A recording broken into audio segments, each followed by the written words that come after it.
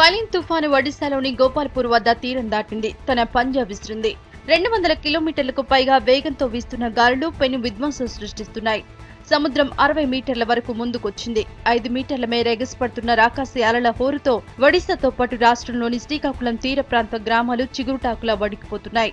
కుండపోత వర్షాలు జనాన్ని బెంబేలెత్తిస్తున్నాయి. ఆంధ్రప్రదేశ్, ఒడిశా రాష్ట్రాల్లోని దాదాపు 5 లక్షల మంది ప్రజలను సురక్షిత ప్రాంతాలకు తరలించారు.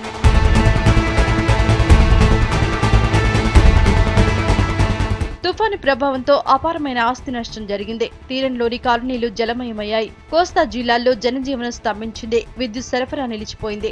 టవర్లు నేలకూలడంతో సమాచార వ్యవస్థకు అంతరాయం ఏర్పడుతోంది. వృక్షాలు నేలకూలడంతో రవాణా వ్యవస్థ స్తంభించింది.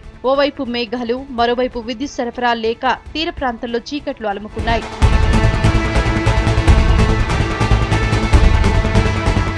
సహాయక చర్యలు చేపట్టేందుకు త్రివిధ దళాలతో పాటు జాతీయ విపత్తు నిర్వహణ బృందం అప్రమత్తమైంది.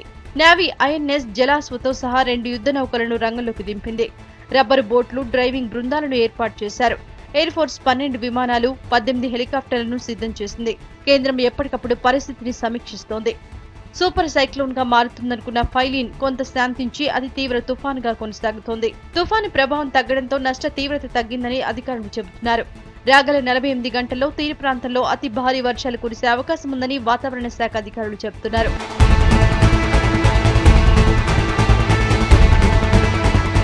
మత్స్యకారులు వేటకు వెళ్లకుండా అధికారులు ఆదేశాలు జారీ చేశారు. మొదటిసారిగా ఓడరేవులో 10వ నెంబర్ ప్రమాద హెచ్చరిక జారీ చేశారు. ఫైలిన్ తుఫానుతో టెలికాం శాఖ 1949 నెంబర్తో టోల్ ఫ్రీ నెంబర్ ఏర్పాటు చేసింది.